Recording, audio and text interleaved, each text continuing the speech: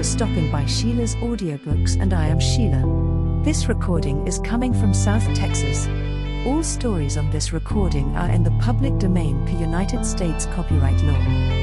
This story is about The Big Four was first published in 1927. Framed in the doorway of Poirot's bedroom stood an uninvited guest, coated from head to foot in dust. The man's gaunt face stared for a moment, then he swayed and fell. Who was he? Was he suffering from shock or just exhaustion? Above all, what was the significance of the figure 4, scribbled over and over again on a sheet of paper? Poirot finds himself plunged into a world of international intrigue, risking his life to uncover the truth about number 4. I do not know. I am all in the dark. And my uncle, he will not trust me. It is natural, perhaps. You see, he hardly knows me. He saw me as a child, and not since till I came to live with him here in London. But this much I do know, he is in fear of something. We have many secret societies in Russia, and one day I overheard something which made me think it was of just such a society he went in fear. Tell me, monsieur, she came a step nearer, and dropped her voice, have you ever heard of a society called the Big Four? Poirot jumped nearly out of his skin. His eyes positively bulged with astonishment. What do you know of the Big Four, mademoiselle? There is such an association, then. I overheard a reference to them, and asked my uncle about it afterwards. Never have I seen a man so afraid. He turned all white and shaking. He was in fear of them, monsieur, in great fear, I am sure of it. And, by mistake, they killed the American, Wilson. The Big Four, murmured Poirot. Always the Big Four. An astonishing coincidence, mademoiselle, your uncle is still in danger. I must save him. Now recount to me exactly the events of that fatal evening. Show me the chessboard, the table, how the two men sat, everything. She went to the side of the room and brought out a small table. The top of it was exquisite, inlaid with squares of silver and black to represent a chessboard. This was sent to my uncle a few weeks ago as a present, with the request that he would use it in the next match he played. It was in the middle of the room, so. Poirot examined the table with what seemed to me quite unnecessary attention. He was not conducting the inquiry at all as I would have done. Many of his questions seemed to me pointless, and upon really vital matters he seemed to have no questions to ask. I concluded that the unexpected mention of the Big Four had thrown him completely off his balance. After a minute examination of the table and the exact position it had occupied, he asked to see the chessmen. Sonia de Villoff brought them to him in a box. He examined one or two of them in a perfunctory manner. An exquisite set, he murmured absent-mindedly. Still not a question as to what refreshments there had been, or what people had been present. I cleared my throat significantly. Don't you think, Poirot, that... He interrupted me peremptorily. Do not think, my friend. Leave all to me. Mademoiselle, is it quite impossible that I should see your uncle? A faint smile showed itself on her face. He will see you, yes. You understand, it is my part to interview all strangers first. She disappeared. I heard a murmur of voices in the next room, and a minute later she came back and motioned us to pass into the adjoining room. The man who lay there on a couch was an imposing figure. Tall, gaunt, with huge bushy eyebrows and white beard, and a face haggard as the result of starvation and hardships. Dr. Severinoff was a distinct personality. I noted the peculiar formation of his head, its unusual height. A great chess player must have a great brain, I knew. I could easily understand Dr. Severinoff being the second greatest player in the world. Poirot bowed. Mr. le Docteur, may I speak to you alone? Severinoff turned to his niece. Leave us, Sonia. She disappeared obediently. Now, sir, what is it? Dr. Severinoff, you have recently come into an enormous fortune. If you should die unexpectedly, who inherits it? I have made a will leaving everything to my niece, Sonia de Villoff. You do not suggest. I suggest nothing, But you have not seen your niece since she was a child. It would have been easy for anyone to impersonate her. Severanov seemed thunderstruck by the suggestion. Poirot went on easily. Enough as to that. I give you the word of warning, that is all. What I want you to do now is to describe to me the game of chess the other evening. How do you mean, describe it?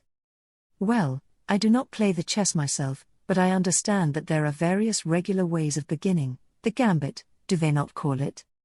Dr. Severanov smiled a little. Ah. I comprehend you now. Wilson opened Ruy Lopez, one of the soundest openings there is, and one frequently adopted in tournaments and matches. And how long had you been playing when the tragedy happened?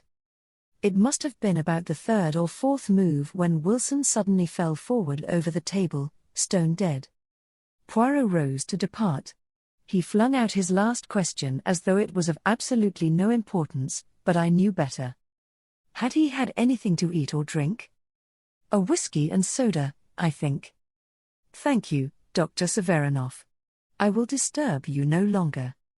Ivan was in the hall to show us out. Poirot lingered on the threshold. The flat below this, do you know who lives there? Sir Charles Kingwell, a member of Parliament, sir. It has been let furnished lately, though. Thank you. We went out into the bright winter sunlight.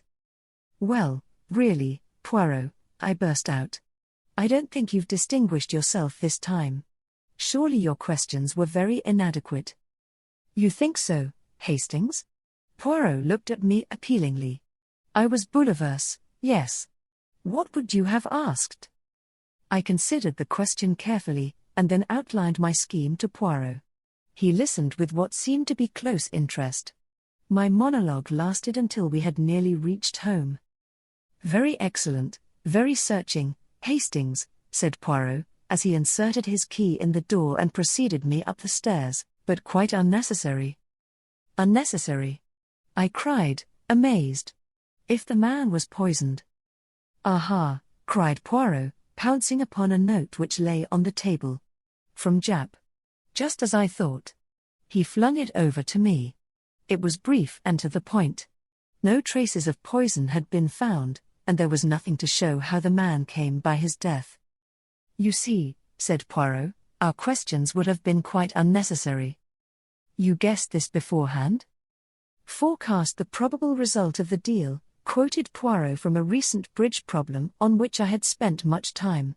Mon ami, when you do that successfully, you do not call it guessing.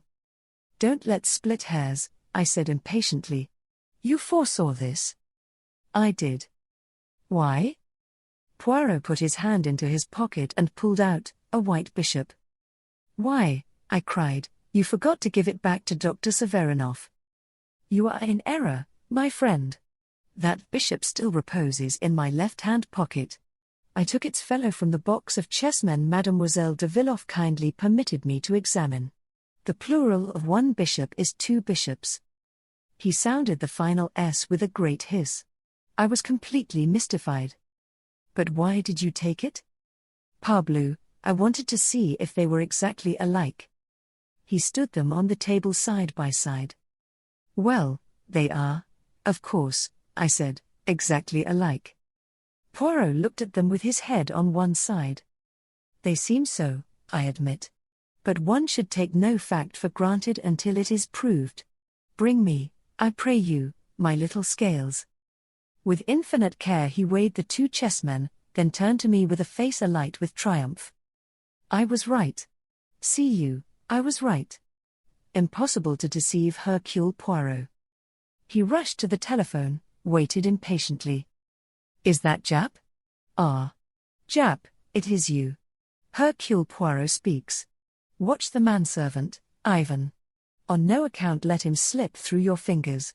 Yes, yes, it is as I say. He dashed down the receiver and turned to me. You see it not, Hastings? I will explain. Wilson was not poisoned, he was electrocuted. A thin metal rod passes up the middle of one of those chessmen. The table was prepared beforehand and set upon a certain spot on the floor. When the bishop was placed upon one of the silver squares, the current passed through Wilson's body, killing him instantly. The only mark was the electric burn upon his hand, his left hand, because he was left-handed.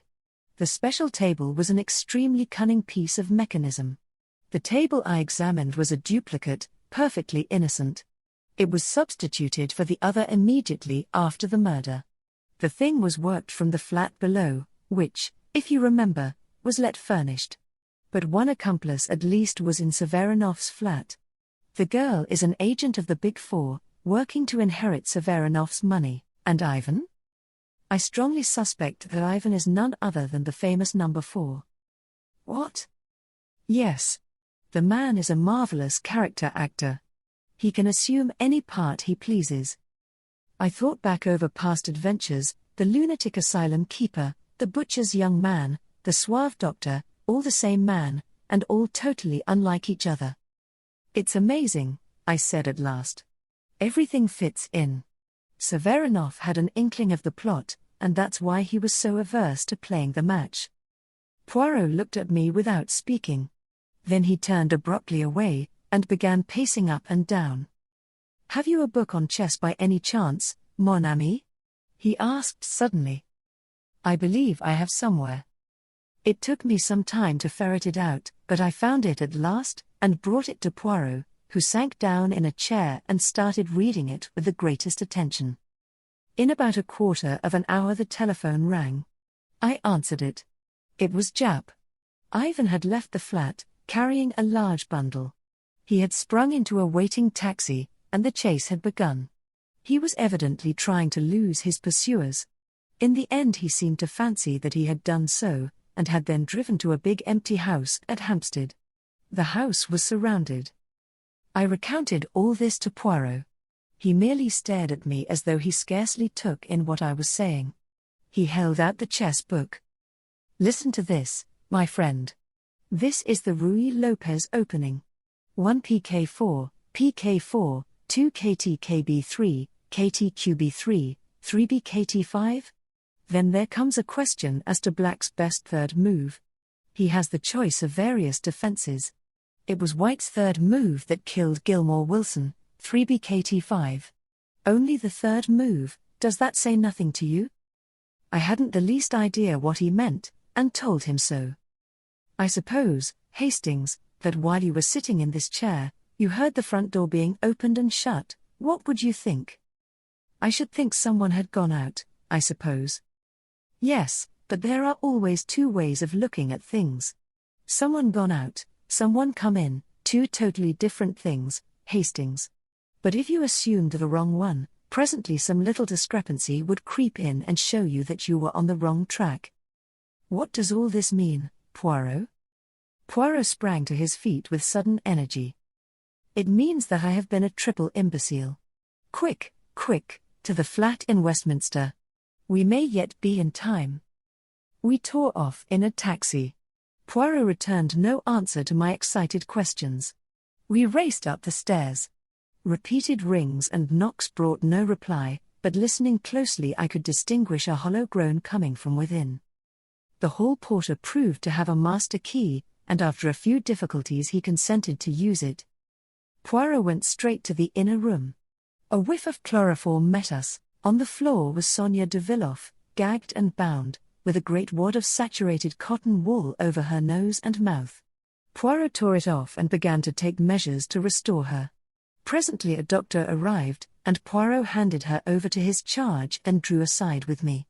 There was no sign of Dr. Severinov. "What does it all mean?" I asked, bewildered. "It means that before two equal deductions I chose the wrong one. You heard me say that it would be easy for anyone to impersonate Sonia de Villoff because her uncle had not seen her for so many years? Yes? Well, precisely the opposite held good also. It was equally easy for anyone to impersonate the uncle. What? Severinov did die at the outbreak of the revolution.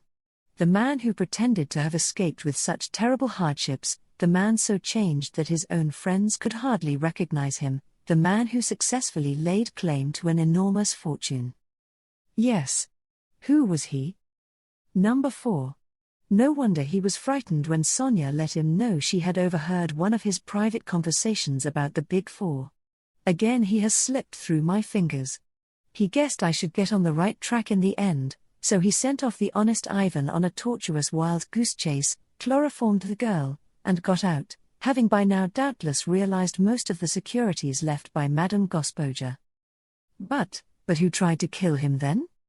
Nobody tried to kill him. Wilson was the intended victim all along. But why? My friend, Severinov was the second greatest chess player in the world. In all probability number 4 did not even know the rudiments of the game. Certainly he could not sustain the fiction of a match. He tried all he knew to avoid the contest. When that failed, Wilson's doom was sealed. At all costs he must be prevented from discovering that the great Severinov did not even know how to play chess. Wilson was fond of the Ruy Lopez opening, and was certain to use it. Number 4 arranged for death to come with the third move, before any complications of defense set in. But, my dear Poirot, I persisted, are we dealing with a lunatic? I quite follow your reasoning, and admit that you must be right, but to kill a man just to sustain his role. Surely there were simpler ways out of the difficulty than that? He could have said that his doctor forbade the strain of a match. Poirot wrinkled his forehead. Set in Marne, Hastings, he said, there were other ways, but none so convincing. Besides, you are assuming that to kill a man is a thing to avoid, are you not? Number 4's mind, it does not act that way. I put myself in his place, a thing impossible for you. I picture his thoughts. He enjoys himself as the professor at that match. I doubt not he has visited the chess tourneys to study his part. He sits and frowns in thought, he gives the impression that he is thinking great plans, and all the time he laughs in himself. He is aware that 2 moves are all that he knows, and all that he need know. Again, it would appeal to his mind to foresee the events and to make the man his own executioner at the exact time that suits number 4. Oh, yes, Hastings, I begin to understand our friend and his psychology. I shrugged. Well, I suppose you're right, but I can't understand anyone running a risk he could so easily avoid.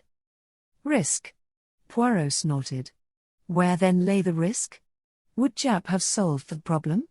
No, if number 4 had not made one small mistake he would have run no risk. And his mistake? I asked, although I suspected the answer. Mon ami, he overlooked the little grey cells of Hercule Poirot. Poirot has his virtues, but modesty is not one of them. Chapter 12 The Baited Trap. It was mid-January, a typical English winter day in London, damp and dirty. Poirot and I were sitting in 2 chairs well drawn up to the fire. I was aware of my friend looking at me with a quizzical smile, the meaning of which I could not fathom. A penny for your thoughts, I said lightly. I was thinking, my friend, that at midsummer, when you first arrived, you told me that you proposed to be in this country for a couple of months only. Did I say that? I asked, rather awkwardly. I don't remember. Poirot's smile broadened. You did, mon ami. Since then, you have changed your plan, is it not so? Yes, I have. And why is that? Dash it all, Poirot, you don't think I'm going to leave you all alone when you're up against a thing like the Big Four, do you? Poirot nodded gently. Just as I thought. You are a staunch friend, Hastings. It is to serve me that you remain on here. And your wife, little Cinderella as you call her, what does she say? I haven't gone into details, of course, but she understands. She'd be the last one to wish me to turn my back on a pal. Yes, she, too, is a loyal friend. But it is going to be a long business, perhaps. I nodded, rather discouraged. 6 months already, I mused, and where are we? You know, Poirot, I can't help thinking that we ought to do something. Always so energetic, Hastings.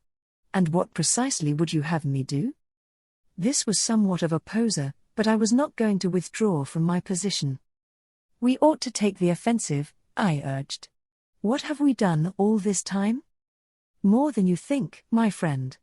After all, We have established the identity of number 2 and number 3, and we have learnt more than a little about the ways and methods of number 4. I brightened up a little. As Poirot put it, things didn't sound so bad. Oh, yes, Hastings, we have done a great deal. It is true that I am not in a position to accuse either Ryland or Madame Olivier, who would believe me. You remember I thought once I had Ryland successfully cornered. Nevertheless, I have made my suspicions known in certain quarters. The highest, Lord Aldington, who enlisted my help in the matter of the stolen submarine plans, is fully cognizant of all my information respecting the Big Four, and while others may doubt, he believes. Ryland and Madame Olivier, and Li Changyen himself may go their ways, but there is a searchlight turned on all their movements. And number 4? I asked. As I said just now, I am beginning to know and understand his methods. You may smile, Hastings, but to penetrate a man's personality, to know exactly what he will do under any given circumstances, that is the beginning of success. It is a duel between us, and whilst he is constantly giving away his mentality to me, I endeavour to let him know little or nothing of mine. He is in the light, I in the shade. I tell you, Hastings, that every day they fear me the more for my chosen inactivity. They've let us alone, anyway, I observed. There have been no more attempts on your life, and no ambushes of any kind. No, said Poirot thoughtfully. On the whole, that rather surprises me. Especially as there are 1 or 2 fairly obvious ways of getting at us which I should have thought certain to have occurred to them. You catch my meaning, perhaps? An infernal machine of some kind? I hazarded. Poirot made a sharp click with his tongue expressive of impatience. But no. I appeal to your imagination, and you can suggest nothing more subtle than bombs in the fireplace. Well, I have need of some matches. I will promenade myself despite the weather. Pardon, my friend, but is it possible that you read the future of the Argentine, mirror of society, cattle breeding, the clue of crimson and sport in the Rockies at one and the same time? I laughed, and admitted that the clue of crimson was at present engaging my sole attention. Poirot shook his head sadly. But replace then the others on the bookshelf. Never shall I see you embrace the order and the method. Mon Dieu, what then is a bookshelf for?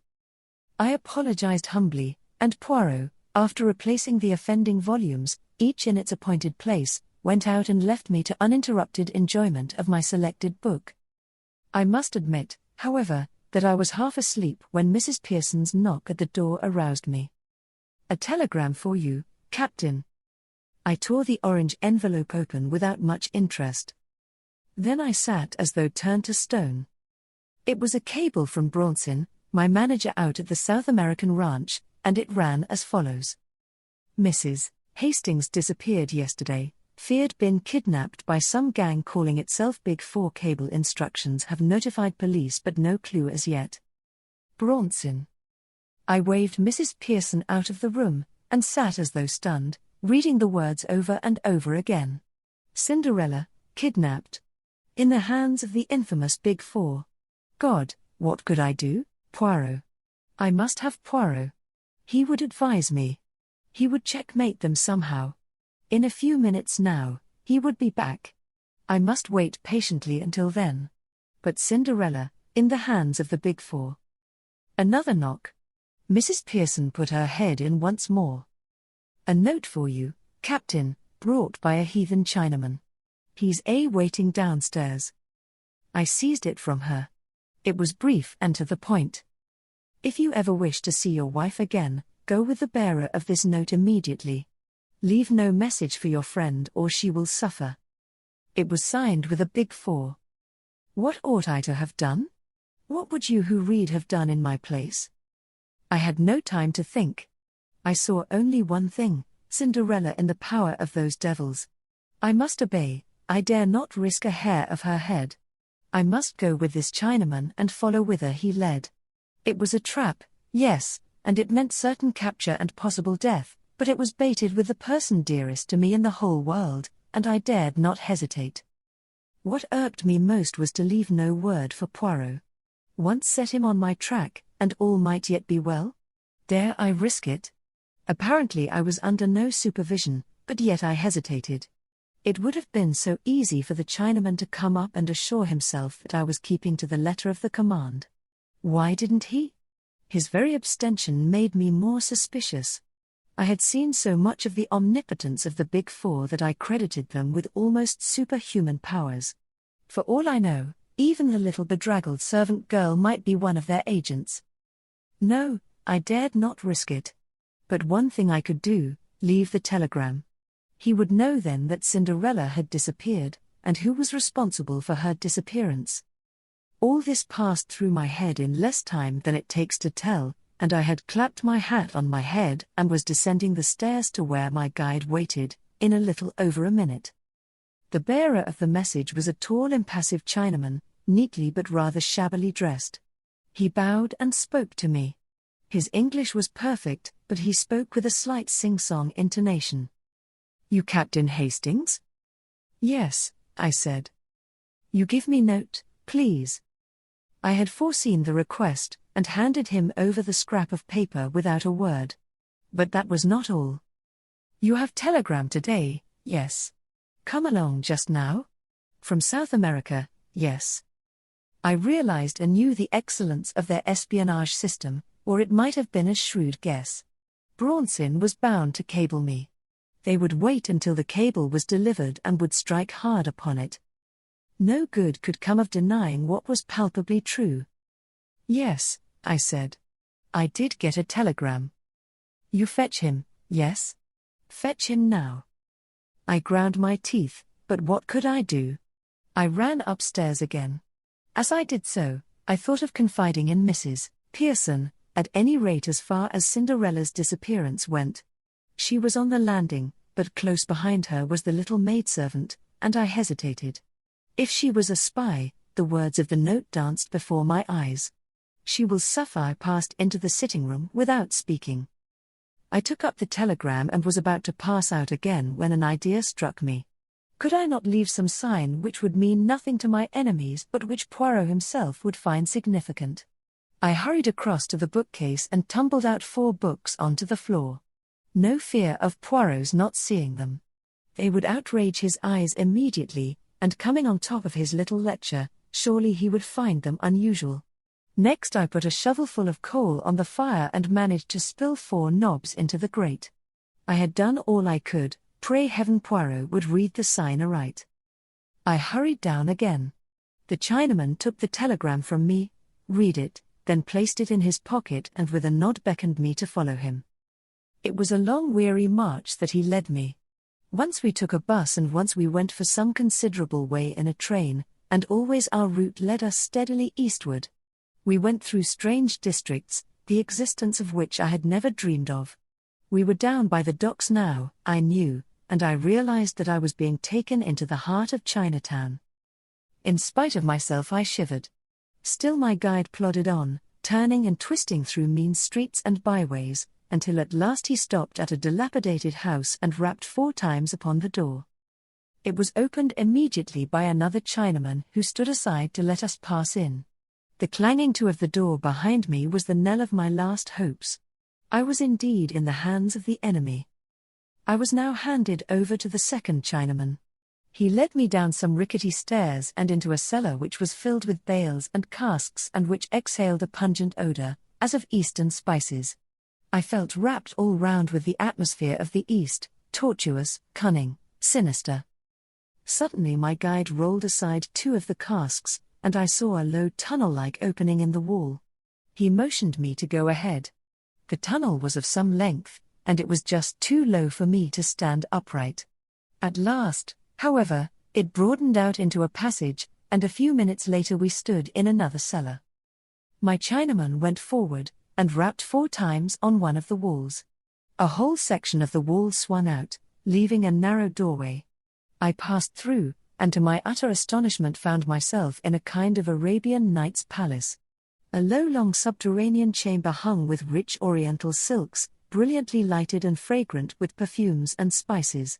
Their 5 or 6 silk-covered divans, and exquisite carpets of Chinese workmanship covered the ground. At the end of the room was a curtained recess. From behind these curtains came a voice. You have brought our honored guest? Excellency, he is here, replied my guide. Let our guest enter, was the answer. At the same moment, the curtains were drawn aside by an unseen hand, and I was facing an immense cushioned divan on which sat a tall thin Oriental dressed in wonderfully embroidered robes, and clearly, by the length of his finger-nails, a great man. Be seated, I pray you, Captain Hastings, he said, with a wave of his hand. You acceded to my request to come immediately, I am glad to see. Who are you? I asked. Li Chang Yen? Indeed no, I am but the humblest of the master's servants. I carry out his behests, that is all, as do other of his servants in other countries, in South America, for instance. I advanced a step. Where is she? What have you done with her out there? She is in a place of safety, where none will find her. As yet, she is unharmed. You observe that I say, as yet. Cold shivers ran down my spine as I confronted this smiling devil. What do you want? I cried. Money? My dear Captain Hastings.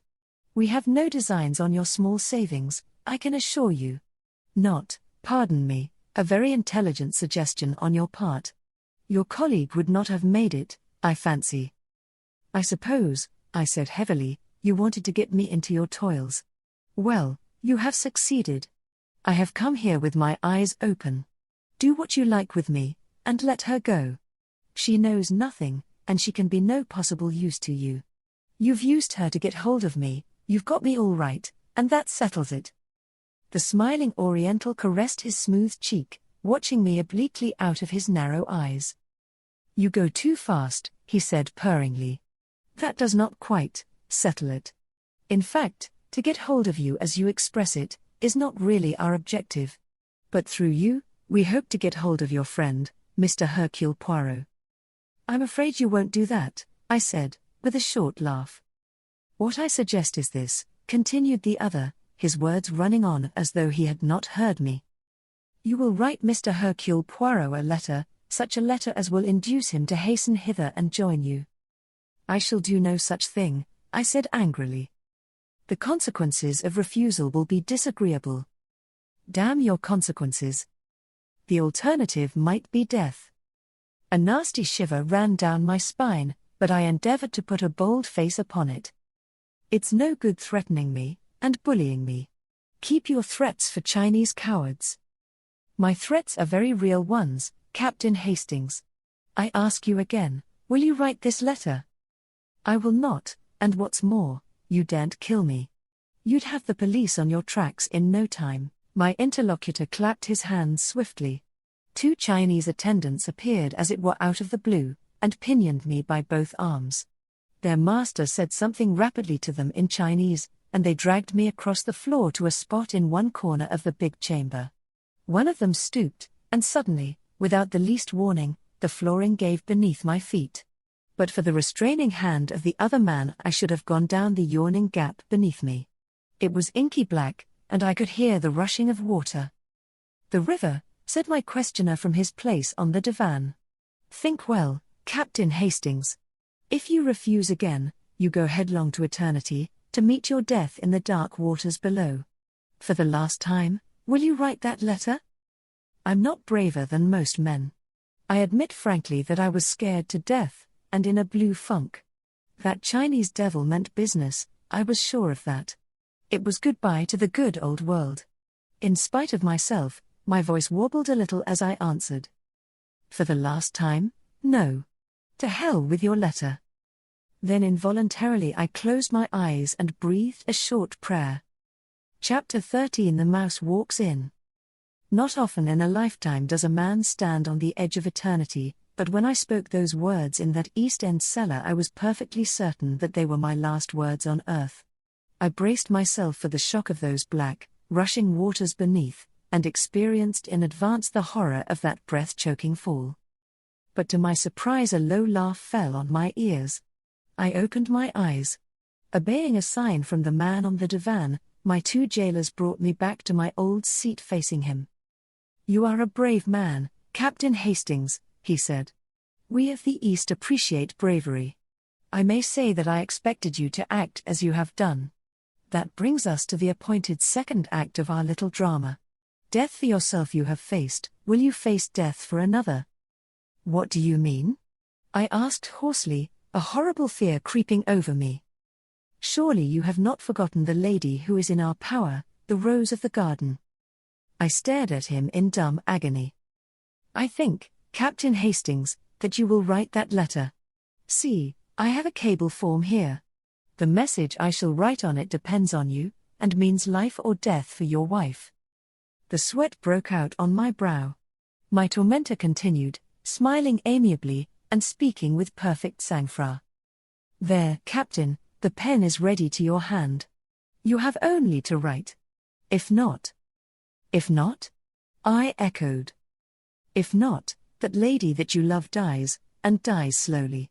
My master, Li Chang-yen, amuses himself in his spare hours by devising new and ingenious methods of tortures. My God! I cried. You fiend! Not that, you wouldn't do that. Shall I recount to you some of his devices? Without heeding my cry of protest, his speech flowed on, evenly, serenely, till with a cry of horror I clapped my hands to my ears. It is enough, I see. Take up the pen and write. You would not dare. Your speech is foolishness, and you know it. Take up the pen and write. If I do? Your wife goes free. The cable shall be dispatched immediately. How do I know that you will keep faith with me? I swear it to you on the sacred tombs of my ancestors.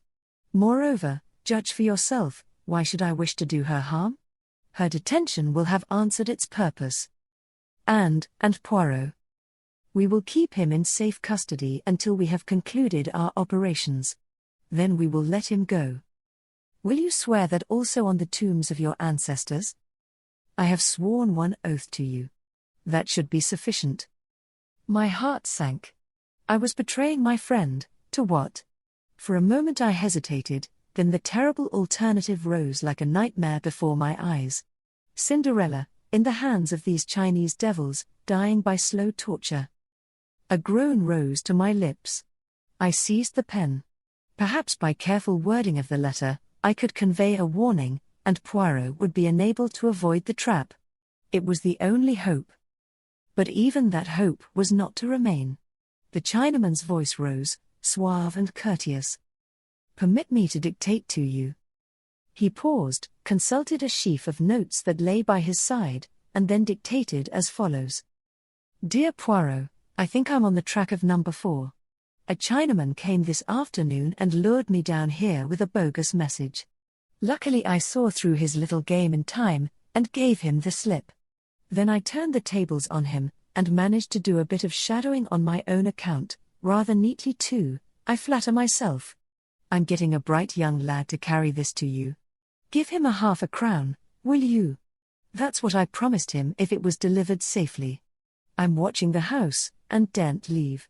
I shall wait for you until 6 o'clock, and if you haven't come then, I'll have a try at getting into the house on my own. It's too good a chance to miss, and, of course, the boy mightn't find you. But if he does, get him to bring you down here right away. And cover up those precious moustaches of yours in case anyone's watching out from the house and might recognize you. Yours in haste. A.H. Every word that I wrote plunged me deeper in despair. The thing was diabolically clever. I realized how closely every detail of our life must be known. It was just such an epistle as I might have penned myself. The acknowledgement that the Chinaman who had called that afternoon had endeavored to lure me away discounted any good I might have done by leaving my sign of 4 books. It had been a trap, and I had seen through it. That was what Poirot would think. The time, too, was cleverly planned. Poirot, on receiving the note, would have just time to rush off with his innocent-looking guide, and that he would do so, I knew. My determination to make my way into the house would bring him post-haste. He always displayed a ridiculous distrust of my capacities. He would be convinced that I was running into danger without being equal to the situation, and would rush down to take command of the situation. But there was nothing to be done. I wrote as bidden. My captor took the note from me, read it, then nodded his head approvingly and handed it to one of the silent attendants, who disappeared with it behind one of the silken hangings on the wall which masked a doorway. With a smile, the man opposite to me picked up a cable form and wrote. He handed it to me. It read, "Release the white bird with all dispatch." I gave a sigh of relief. "You will send it at once?" I urged. He smiled, and shook his head. "When Mr. Hercule Poirot is in my hands it shall be sent. Not until then." "But you promised." "If this device fails, I may have need of our white bird, to persuade you to further efforts." I grew white with anger. "My God! If you..." He waved a long, slim yellow hand. "Be reassured, I do not think it will fail. And the moment Mr. Poirot is in our hands, I will keep my oath. If you play me false, I have sworn it by my honored ancestors. Have no fear. Rest here a while. My servants will see to your needs whilst I am absent." I was left alone in this strange underground nest of luxury. The second Chinese attendant had reappeared. One of them brought food and drink and offered it to me, but I waved them aside. I was sick at heart. And then suddenly the master reappeared, tall and stately in his silken robes. He directed operations.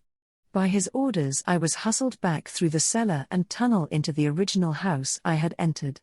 There they took me into a ground floor room. The windows were shuttered, but one could see through the cracks into the street. An old ragged man was shuffling along the opposite side of the road, and when I saw him make a sign to the window, I understood that he was one of the gang on watch. "It is well," said my Chinese friend. "Hercule Poirot has fallen into the trap. He approaches now, and alone except for the boy who guides him. Now, Captain Hastings, you have still one more part to play. Unless you show yourself, he will not enter the house. When he arrives opposite, you must go out on the step and beckon him in." "What?" I cried, revolted. "You play that part alone.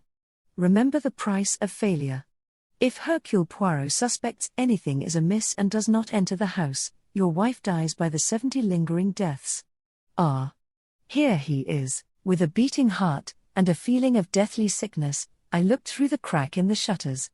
In the figure walking along the opposite side of the street I recognized my friend at once, though his coat collar was turned up and an immense yellow muffler hid the bottom part of his face. But there was no mistaking that walk, and the poise of that egg-shaped head. It was Poirot, coming to my aid in all good faith, suspecting nothing amiss. By his side ran a typical London urchin, grimy of face and ragged of apparel. Poirot paused, looking across at the house, whilst the boy spoke to him eagerly and pointed. It was the time for me to act. I went out in the hall. At a sign from the tall Chinaman, one of the servants unlatched the door. "Remember the price of failure," said my enemy in a low voice. I was outside on the steps. I beckoned to Poirot. He hastened across. "Aha! So all is well with you, my friend." I was beginning to be anxious. "You managed to get inside? Is the house empty, then?" "Yes," I said, in a voice I strove to make natural. "There must be a secret way out of it somewhere. Come in and let us look for it." I stepped back across the threshold. In all innocence Poirot prepared to follow me. And then something seemed to snap in my head. I saw only too clearly the part I was playing, the part of Judas. "Back, Poirot!" I cried. "Back for your life. It's a trap. Never mind me. Get away at once." Even as I spoke, or rather shouted, my warning hands gripped me like a vice. One of the Chinese servants sprang past me to grab Poirot. I saw the latter spring back, his arm raised, then suddenly a dense volume of smoke was rising round me, choking me, killing me. I felt myself falling, suffocating. This was death. I came to myself slowly and painfully, all my senses dazed. The first thing I saw was Poirot's face. He was sitting opposite me, watching me with an anxious face. He gave a cry of joy when he saw me looking at him. "Ah, you revive, you return to yourself. All is well. My friend, my poor friend." "Where am I?" I said painfully. Where? But chez vous. I looked round me. True enough, I was in the old familiar surroundings. And in the grate were the identical 4 knobs of coal I had carefully spilt there. Poirot had followed my glance. But yes, that was a famous idea of yours, that and the books. See you, if they should say to me any time. That friend of yours, that Hastings, he has not the great brain, is it not so? I shall reply to them, you are in error. It was an idea magnificent and superb that occurred to you there. You understood their meaning then? Am I an imbecile? Of course I understood. It gave me just the warning I needed, and the time to mature my plans. Somehow or other the Big Four had carried you off. With what object? Clearly not for your beaux yeux, equally clearly not because they feared you and wanted to get you out of the way. No, their object was plain. You would be used as a decoy to get the great Hercule Poirot into their clutches. I have long been prepared for something of the kind. I make my little preparations, and presently, sure enough, the messenger arrives, such an innocent little street urchin. Me, I swallow everything, and hasten away with him, and, very fortunately, they permit you to come out on the doorstep. That was my one fear, that I should have to dispose of them before I had reached the place where you were concealed, and that I should have to search for you, perhaps in vain, afterwards. Dispose of them, did you say? I asked feebly. Single-handed. Oh, there is nothing very clever about that. If one is prepared in advance, all is simple, the motto of the Boy Scout, is it not? And a very fine one. Me, I was prepared. Not so long ago, I rendered a service to a very famous chemist, who did a lot of work in connection with poison gas during the war. He devised for me a little bomb, simple and easy to carry about, one has but to throw it and poof, the smoke, and then the unconsciousness. Immediately I blow a little whistle and straightway some of Jap's clever fellows who were watching the house here long before the boy arrived, and who managed to follow us all the way to Limehouse, came flying up and took charge of the situation. But how was it you weren't unconscious too? Another piece of luck. Our friend number 4, who certainly composed that ingenious letter, permitted himself a little jest at my moustaches, which rendered it extremely easy for me to adjust my respirator under the guise of a yellow muffler. I remember, I cried eagerly, and then with the word remember all the ghastly horror that I had temporarily forgotten came back to me. Cinderella. I fell back with a groan. I must have lost consciousness again for a minute or two. I awoke to find Poirot forcing some brandy between my lips. What is it, mon ami? But what is it, then? Tell me. Word by word, I got the thing told, shuddering as I did so. Poirot uttered a cry. My friend. My friend. But what you must have suffered. And I who knew nothing of all this. But reassure yourself. All is well. You will find her, you mean? But she is in South America. And by the time we get there, long before, she will be dead, and God knows how and in what horrible way she will have died. No, no, you do not understand. She is safe and well. She has never been in their hands for one instant, but I got a cable from Braunson? No, no, you did not. You may have got a cable from South America signed Braunson, that is a very different matter. Tell me, has it never occurred to you that an organization of this kind, with ramifications all over the world, might easily strike at us through that little girl, Cinderella, whom you love so well? No, never, I replied. Well, it did to me. I said nothing to you because I did not want to upset you unnecessarily, but I took measures of my own. Your wife's letters all seem to have been written from the ranch, but in reality she has been in a place of safety devised by me for over 3 months. I looked at him for a long time. You are sure of that? Parbleu. I know it. They tortured you with a lie. I turned my head aside. Poirot put his hand on my shoulder. There was something in his voice that I had never heard there before. You like not that I should embrace you or display the emotion, I know well. I will be very British. I will say nothing, but nothing at all. Only this, that in this last adventure of ours, the honors are all with you, and happy is the man who has such a friend as I have. Chapter 14 The Peroxide Blonde. I was very disappointed with the results of Poirot's bomb attack on the premises in Chinatown. To begin with, the leader of the gang had escaped. When Jap's men rushed up in response to Poirot's whistle, they found 4 Chinamen unconscious in the hall, but the man who had threatened me with death was not among them. I remembered afterwards that when I was forced out onto the doorstep to decoy Poirot into the house, this man had kept well in the background. Presumably he was out of the danger zone of the gas bomb, and made good his escape by one of the many exits which we afterwards discovered. From the 4 who remained in our hands we learnt nothing. The fullest investigation by the police failed to bring to light anything to connect them with the Big Four. They were ordinary low-class residents of the district, and they professed bland ignorance of the name Li Changyen. A Chinese gentleman had hired them for service in the house by the waterside, and they knew nothing whatever of his private affairs. By the next day I had, except for a slight headache, completely recovered from the effects of Poirot's gas bomb.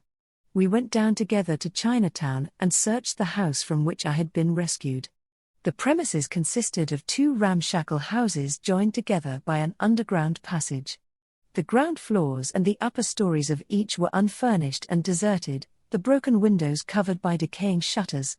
Jap had already been prying about in the cellars, and had discovered the secret of the entrance to the subterranean chamber where I had spent such an unpleasant half-hour. Closer investigation confirmed the impression that it had made on me the night before.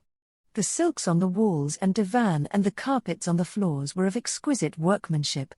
Although I know very little about Chinese art, I could appreciate that every article in the room was perfect of its kind. With the aid of Jap and some of his men we conducted a most thorough search of the apartment. I had cherished high hopes that we would find documents of importance. A list, perhaps, of some of the more important agents of the Big Four, or cipher notes of some of their plans, but we discovered nothing of the kind. The only papers we found in the whole place were the notes which the Chinaman had consulted whilst he was dictating the letter to Poirot. These consisted of a very complete record of each of our careers, and estimate of our characters, and suggestions about the weaknesses through which we might best be attacked. Poirot was most childishly delighted with this discovery. Personally, I could not see that it was of any value whatever, especially as whoever compiled the notes was ludicrously mistaken in some of his opinions. I pointed this out to my friend when we were back in our rooms. "My dear Poirot," I said, "you know now what the enemy thinks of us. He appears to have a grossly exaggerated idea of your brain power, and to have absurdly underrated mine, but I do not see how we are better off for knowing this." Poirot chuckled in rather an offensive way. "You do not see, Hastings, no? But surely now we can prepare ourselves for some of their methods of attack now that we are warned of some of our faults. For instance, my friend, we know that you should think before you act. Again, if you meet a red-haired young woman in trouble you should eye her, what you say, askance, is it not?" Their notes had contained some absurd references to my supposed impulsiveness, and had suggested that I was susceptible to the charms of young women with hair of a certain shade. I thought Poirot's reference to be in the worst of taste, but fortunately I was able to counter him. "And what about you?" I demanded. "Are you going to try to cure your overweening vanity? Your finicky tidiness?" I was quoting, and I could see that he was not pleased with my retort.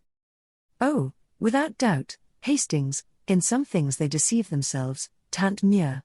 They will learn in due time. Meanwhile we have learnt something, and to know is to be prepared." This last was a favourite axiom of his lately, so much so that I had begun to hate the sound of it. "We know something, Hastings," he continued. "Yes, we know something, and that is to the good, but we do not know nearly enough. We must know more." "In what way?" Poirot settled himself back in his chair, straightened a box of matches which I had thrown carelessly down on the table, and assumed an attitude that I knew only too well. I saw that he was prepared to hold forth at some length. "See you, Hastings, we have to contend against 4 adversaries, that is, against 4 different personalities. With number 1 we have never come into personal contact, we know him, as it were, only by the impress of his mind, and in passing, Hastings, I will tell you that I begin to understand that mind very well, a mind most subtle and oriental. Every scheme and plot that we have encountered have emanated from the brain of Li Chang-yen. Number 2 and number 3 are so powerful, so high up, that they are for the present immune from our attacks. Nevertheless, what is their safeguard is, by a perverse chance, our safeguard also. They are so much in the limelight that their movements must be carefully ordered. And so we come to the last member of the gang, we come to the man known as number 4. Poirot's voice altered a little, as it always did when speaking of this particular individual. Number 2 and number 3 are able to succeed, to go on their way unscathed, owing to their notoriety and their assured position. Number 4 succeeds for the opposite reason, he succeeds by the way of obscurity. Who is he? Nobody knows. What does he look like? Again, nobody knows. How many times have we seen him, you and I? 5 times, is it not? And could either of us say truthfully that we could be sure of recognizing him again? I was forced to shake my head, as I ran back in my mind over those 5 different people who, incredible as it seemed, were one and the same man. The burly lunatic asylum keeper, the man in the buttoned-up overcoat in Paris, James, the footman, the quiet young medical man in the yellow jasmine case, and the Russian professor. In no way did any 2 of these people resemble each other. No, I said hopelessly. We've nothing to go by whatsoever. Poirot smiled. Do not, I pray of you, give way to such enthusiastic despair. We know 1 or 2 things. What kind of things? I asked skeptically. We know that he is a man of medium height, and of medium or fair coloring. If he were a tall man of swarthy complexion, he could never have passed himself off as the fair stocky doctor. It is child's play, of course, to put on an additional inch or so for the part of James, or the professor. In the same way he must have a short straight nose.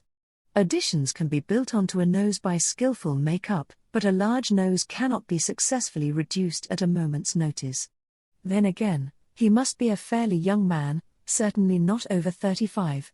You see, we are getting somewhere. A man between 30 and 35, of medium height and coloring, an adept in the art of make-up, and with very few or any teeth of his own. What? Surely, Hastings. As the keeper, his teeth were broken and discolored. In Paris they were even and white, as the doctor they protruded slightly, and as Severinoff they had unusually long canines. Nothing alters the face so completely as a different set of teeth. You see where all this is leading us? Not exactly, I said cautiously. A man carries his profession written in his face, they say. He's a criminal, I cried. He is an adept in the art of making up. It's the same thing. Rather a sweeping statement, Hastings, and one which would hardly be appreciated by the theatrical world. Do you not see that the man is, or has been, at one time or another, an actor? An actor? But certainly. He has the whole technique at his fingertips. Now there are 2 classes of actors, the one who sinks himself in his part, and the one who manages to impress his personality upon it. It is from the latter class that actor-managers usually spring. They seize a part and mold it to their own personality. The former class is quite likely to spend its days doing Mr. Lloyd George at different music halls, or impersonating old men with beards in repertory plays. It is among that former class that we must look for our number 4. He is a supreme artist in the way he sinks himself in each part he plays. I was growing interested. So you fancy you may be able to trace his identity through his connection with the stage? Your reasoning is always brilliant, Hastings. It might have been better, I said coldly, if the idea had come to you sooner. We have wasted a lot of time. You are in error, mon ami. No more time has been wasted than was unavoidable. For some months now my agents have been engaged on the task. Joseph Aarons is one of them. You remember him? They have compiled a list for me of men fulfilling the necessary qualifications, young men round about the age of 30, of more or less nondescript appearance, and with a gift for playing character parts, men, moreover, who have definitely left the stage within the last 3 years. Well, I said, deeply interested. The list was, necessarily, rather a long one. For some time now, we have been engaged on the task of elimination. And finally we have boiled the whole thing down to 4 names. Here they are, my friend. He tossed me over a sheet of paper. I read its contents aloud. Ernest Luttrell. Son of a North Country parson. Always had a kink of some kind in his moral makeup. Was expelled from his public school. Went on the stage at the age of 23. There followed a list of parts he had played, with dates and places. Addicted to drugs, supposed to have gone to Australia 4 years ago. Cannot be traced after leaving England. Age 32, height 5 feet 10 to half an inch, clean shaven, hair brown, nose straight, complexion fair, eyes grey. John Street Moore. Assumed name. Real name not known. Believed to be of Cockney extraction. On stage since quite a child. Did music hall impersonations. Not been heard of for 3 years. Age, about 33, height 5 feet 10 inches, slim build, blue eyes, fair coloring. Austin Lee. Assumed name. Real name Austin Foley. Good family. Always had taste for acting and distinguished himself in that way at Oxford. Brilliant war record.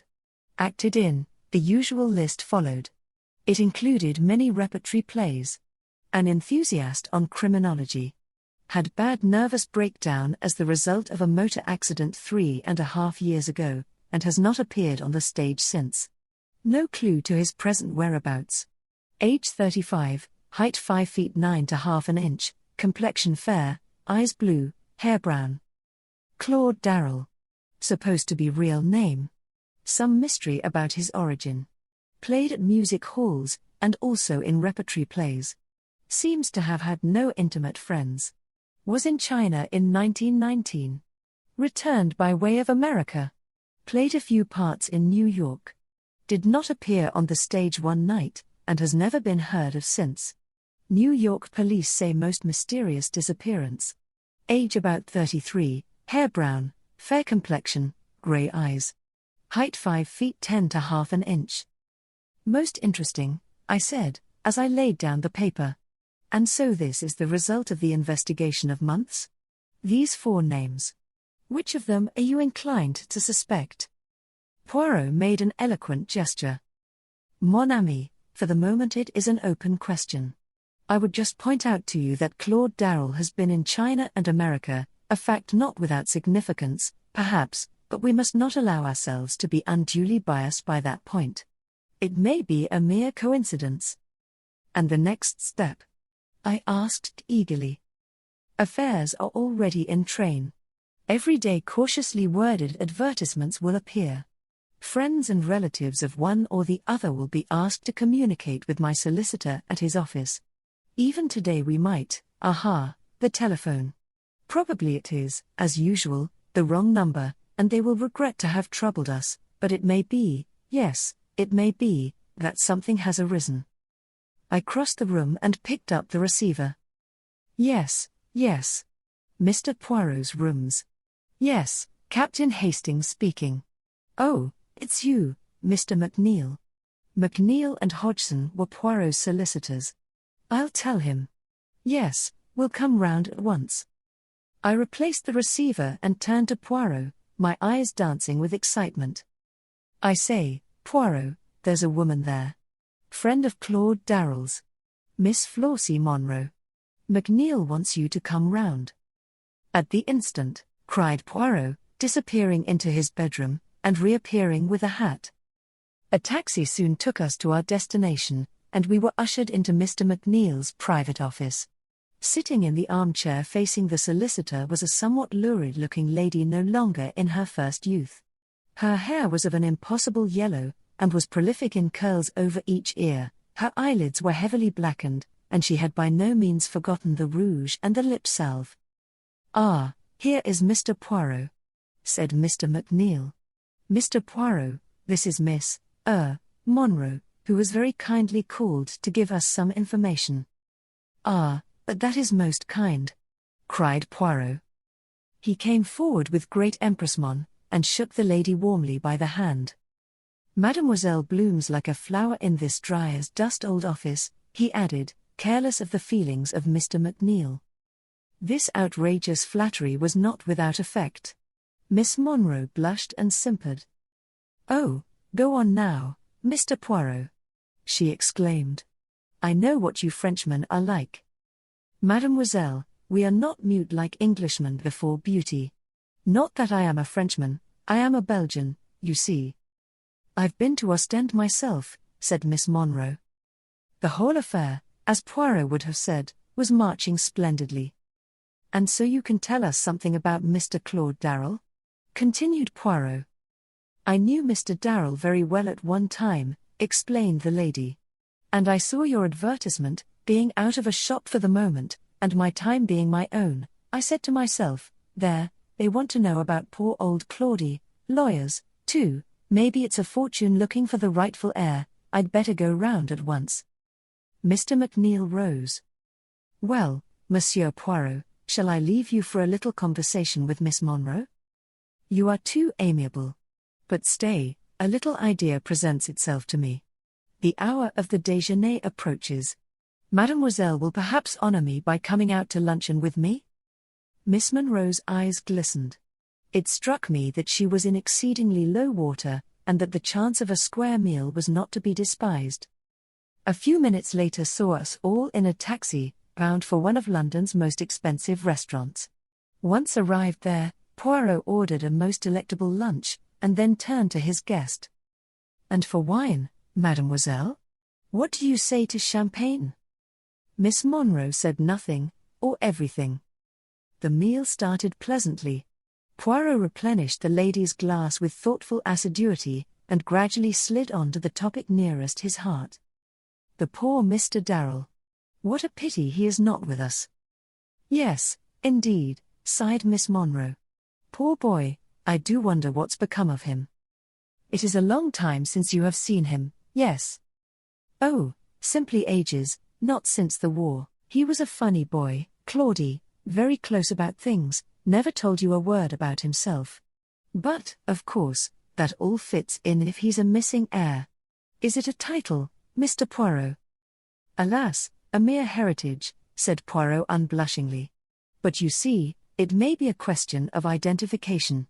That is why it is necessary for us to find someone who knew him very well indeed." "You knew him very well, did you not, mademoiselle? I don't mind telling you, Mr. Poirot. You're a gentleman. You know how to order a lunch for a lady, which is more than some of these young whippersnappers do nowadays. Downright mean, I call it. As I was saying, you being a Frenchman won't be shocked." "Ah, you Frenchmen. Naughty, naughty." She wagged her finger at him in an excess of archness. "Well, there it was, me and Claudie, two young things, what else could you expect? And I've still a kindly feeling for him. Though, mind you, he didn't treat me well, no, he didn't treat me well at all. Not as a lady should be treated. They're all the same when it comes to a question of money." "No, no, mademoiselle, do not say that," protested Poirot, filling up her glass once more. "Could you now describe this Mr. Darrell to me?" "He wasn't anything so very much to look at," said Flossie Monroe dreamily. "Neither tall nor short, you know, but quite well set up. Spruce-looking. Eyes a sort of blue-gray. And more or less fair-haired, I suppose. But oh, what an artist! I never saw anyone to touch him in the profession. He'd have made his name before now if it hadn't been for jealousy. Ah, Mr. Poirot, jealousy, you wouldn't believe it, you really wouldn't, what we artists have to suffer through jealousy. Why, I remember once at Manchester. We displayed what patience we could in listening to a long complicated story about a pantomime, and the infamous conduct of the principal boy. Then Poirot led her gently back to the subject of Claude Darrell. "It is very interesting, all this that you are able to tell us, mademoiselle, about Mr. Darrell. Women are such wonderful observers, they see everything, they notice the little detail that escapes the mere man. I have seen a woman identify one man out of a dozen others, and why, do you think? She had observed that he had a trick of stroking his nose when he was agitated. Now would a man ever have thought of noticing a thing like that? "Did you ever?" cried Miss Monroe. "I suppose we do notice things. I remember Claudie, now I come to think of it, always fiddling with his bread at table. He'd get a little piece between his fingers and then dab it round to pick up crumbs. I've seen him do it 100 times. Why, I'd know him anywhere by that one trick of his. Is not that just what I say? The marvelous observation of a woman. And did you ever speak to him about this little habit of his, mademoiselle?" "No, I didn't, Mr. Poirot. You know what men are. They don't like you to notice things, especially if it should seem you were telling them off about it. I never said a word, but many's the time I smiled to myself. Bless you, he never knew he was doing it even." Poirot nodded gently. I noticed that his own hand was shaking a little as he stretched it out to his glass. "Then there is always handwriting as a means of establishing identity," he remarked. "Without doubt you have preserved a letter written by Mr. Darrell?" Flossie Monroe shook her head regretfully. "He was never one for writing. Never wrote me a line in his life." "That is a pity," said Poirot. "I tell you what, though," said Miss Monroe suddenly. "I've got a photograph if that would be any good."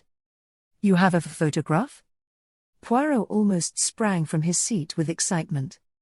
"It's quite an old one, 8 years old at least. Ça n'y fait rien. No matter how old and faded. Ah, ma foi, but what stupendous luck. You will permit me to inspect that photograph, mademoiselle?" "Why, of course. Perhaps you will even permit me to have a copy made?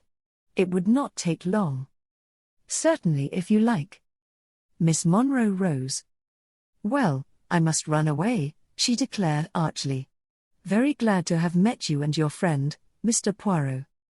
And the photograph? When may I have it?" "I'll look it out tonight. I think I know where to lay my hand upon it. And I'll send it to you right away." "1,000 thanks, mademoiselle. You are all that is of the most amiable. I hope that we shall soon be able to arrange another little lunch together." "As soon as you like," said Miss Monroe. "I'm willing. Let me see, I do not think that I have your address."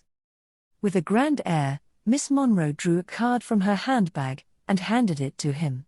It was a somewhat dirty card, and the original address had been scratched out and another substituted in pencil. Then, with a good many bows and gesticulations on Poirot's part, we bade farewell to the lady and got away. "Do you really think this photograph so important?" I asked Poirot. "Yes, mon ami. The camera does not lie. One can magnify a photograph, see salient points that otherwise would remain unnoticed. And then there are 1,000 details, such as the structure of the ears, which no one could ever describe to you in words. Oh, yes, it is a great chance, this which has come our way. That is why I propose to take precautions." He went across to the telephone as he finished speaking, and gave a number which I knew to be that of a private detective agency which he sometimes employed. His instructions were clear and definite. 2 men were to go to the address he gave, and, in general terms, were to watch over the safety of Miss Monroe. They were to follow her wherever she went. Poirot hung up the receiver and came back to me. "Do you really think that necessary, Poirot?" I asked. "It may be. There is no doubt that we are watched, you and I, and since that is so, they will soon know with whom we were lunching today, and it is possible that number 4 will scent danger." About 20 minutes later the telephone bell rang. I answered it. A curt voice spoke into the phone. "Is that Mr. Poirot?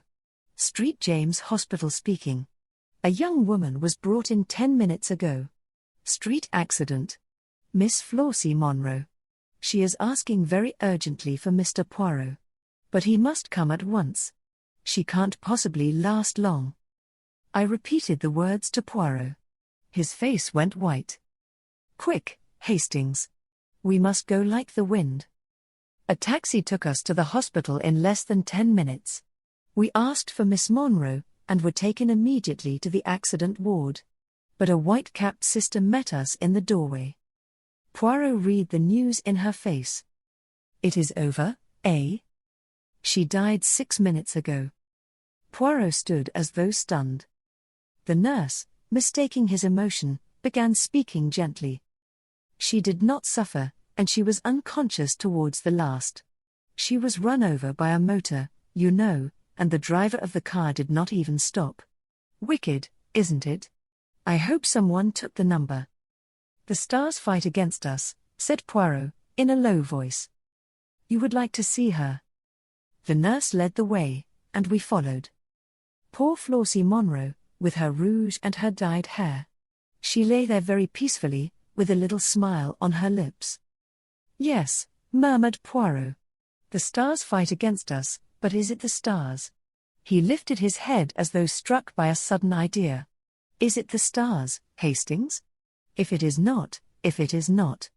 Oh, I swear to you, my friend, standing here by this poor woman's body, that I will have no mercy when the time comes." "What do you mean?" I asked. But Poirot had turned to the nurse and was eagerly demanding information.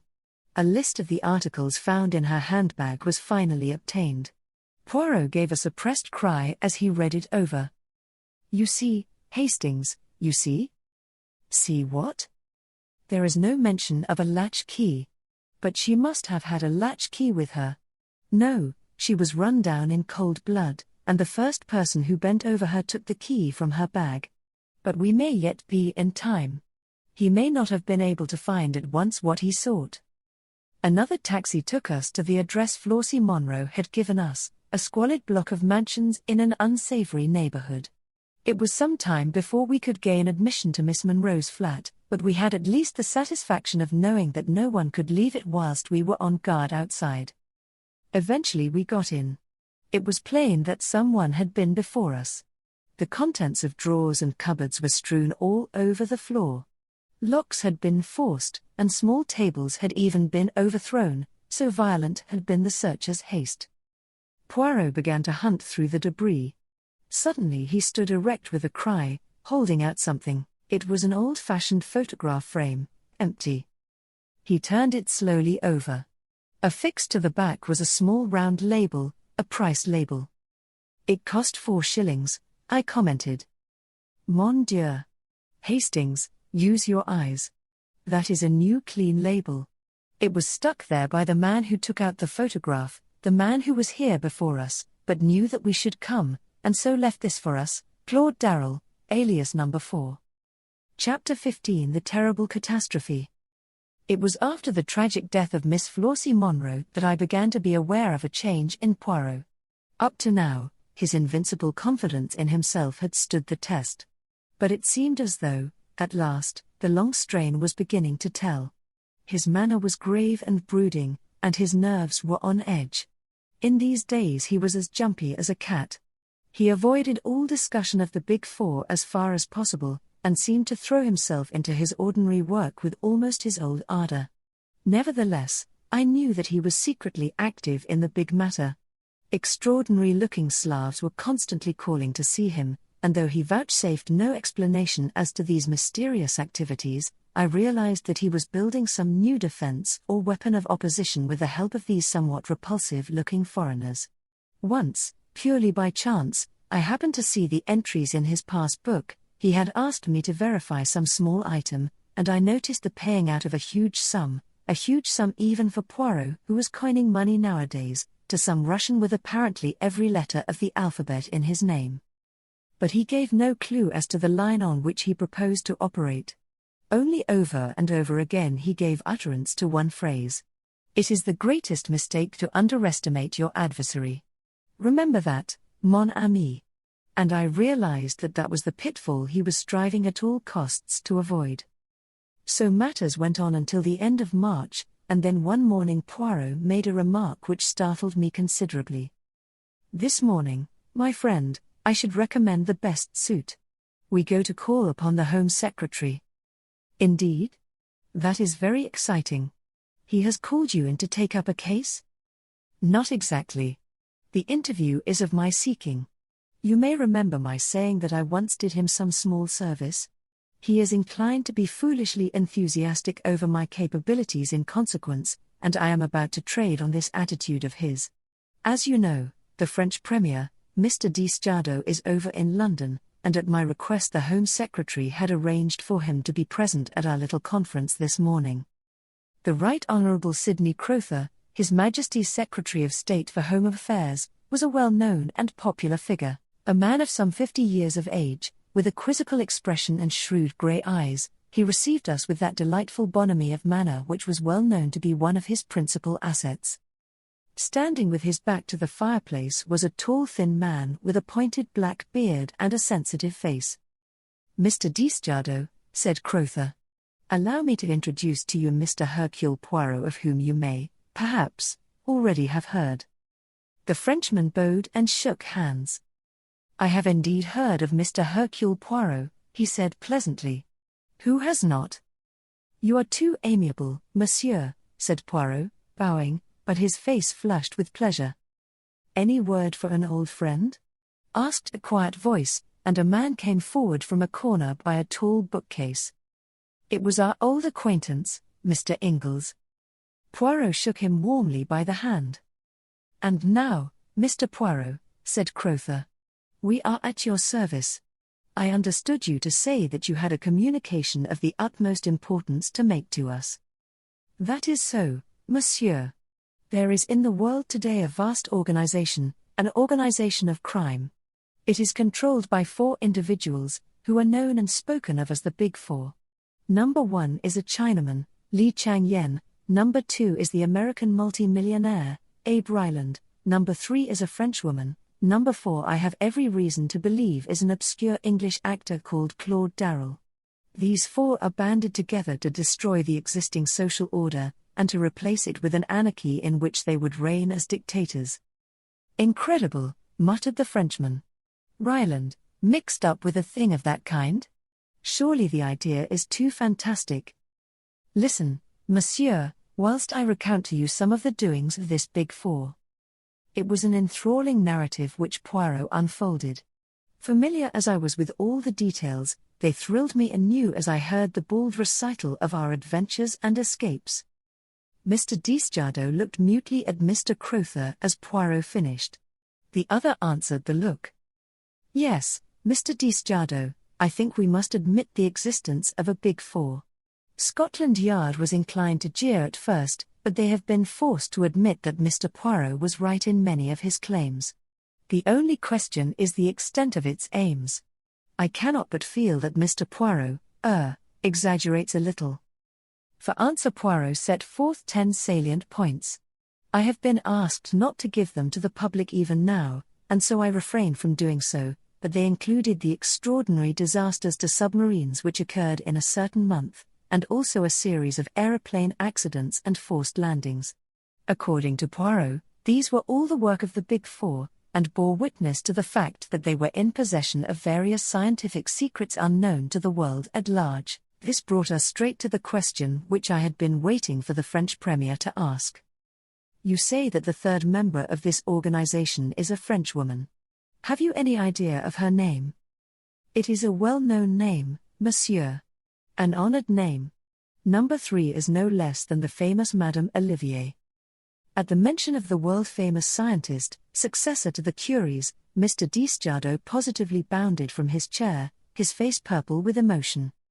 "Madame Olivier. Impossible. Absurd. It is an insult what you say there." Poirot shook his head gently, but made no answer. Desjardins looked at him in stupefaction for some moments. Then his face cleared, and he glanced at the Home Secretary and tapped his forehead significantly. "Mr. Poirot is a great man," he observed. "But even the great man, sometimes he has his little mania, does he not? And seeks in high places for fancied conspiracies. It is well known.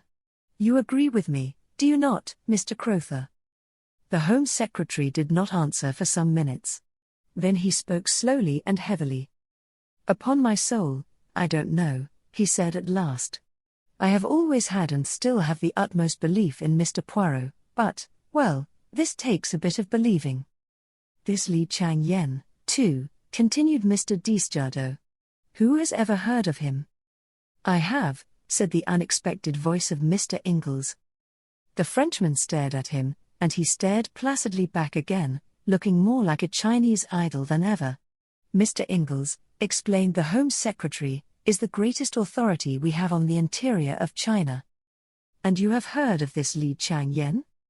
Until Mr. Poirot here came to me, I imagined that I was the only man in England who had. Make no mistake, Mr. Desjardins, there is only one man in China who counts today, Li Chang-yen. He has, perhaps, I only say perhaps, the finest brain in the world at the present time. Mr. Desjardins sat as though stunned. Presently, however, he rallied. There may be something in what you say, Mr. Poirot, he said coldly. But as regards Madame Olivier, you are most certainly mistaken. She is a true daughter of France, and devoted solely to the cause of science. Poirot shrugged his shoulders and did not answer. There was a minute or two's pause, and then my little friend rose to his feet, with an air of dignity that sat rather oddly upon his quaint personality. That is all I have to say, messieurs, to warn you. I thought it likely that I should not be believed. But at least you will be on your guard. My words will sink in, and each fresh event that comes along will confirm your wavering faith. It was necessary for me to speak now, later I might not have been able to do so. You mean? Asked Crowther, impressed in spite of himself by the gravity of Poirot's tone. I mean, monsieur, that since I have penetrated the identity of number 4, my life is not worth an hour's purchase.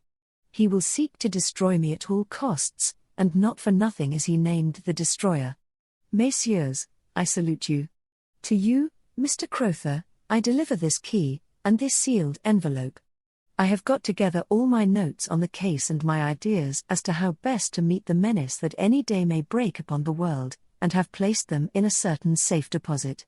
In the event of my death, Mr. Crowther, I authorize you to take charge of those papers and make what use you can of them.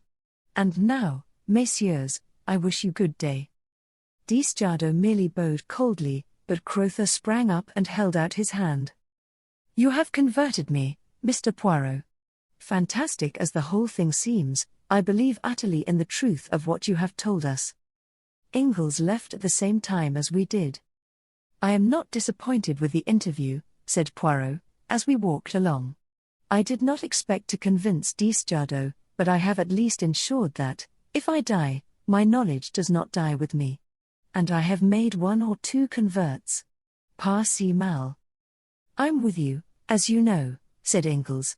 By the way, I'm going out to China as soon as I can get off. Is that wise? No, said Ingalls dryly. But it's necessary. One must do what one can. Ah, you are a brave man, cried Poirot with emotion. If we were not in the street, I would embrace you. I fancied that Ingalls looked rather relieved. I don't suppose that I shall be in any more danger in China than you are in London, he growled. That is possibly true enough, admitted Poirot. I hope that they will not succeed in massacring Hastings also, that is all. That would annoy me greatly. I interrupted this cheerful conversation to remark that I had no intention of letting myself be massacred, and shortly afterwards Ingalls parted from us. For some time we went along in silence, which Poirot at length broke by uttering a totally unexpected remark. I really think, that I shall have to bring my brother into this. Your brother, I cried, astonished. I never knew you had a brother. You surprise me, Hastings. Do you not know that all celebrated detectives have brothers who would be even more celebrated than they are were it not for constitutional indolence? Poirot employs a peculiar manner sometimes which makes it well nigh impossible to know whether he is jesting or in earnest. That manner was very evident at the moment. What is your brother's name? I asked, trying to adjust myself to this new idea. Achille Poirot, replied Poirot gravely. He lives near Spa in Belgium. What does he do? I asked with some curiosity, putting aside a half-formed wonder as to the character and disposition of the late Madame Poirot, and her classical taste in Christian names. He does nothing. He is, as I tell, of a singularly indolent disposition. But his abilities are hardly less than my own, which is saying a great deal. Is he like you to look at? Not unlike. But not nearly so handsome. And he wears no moustaches. Is he older than you, or younger? He happens to have been born on the same day. A twin, I cried. Exactly, Hastings. You jump to the right conclusion with unfailing accuracy. But here we are at home again. Let us at once get to work on that little affair of the Duchess's necklace.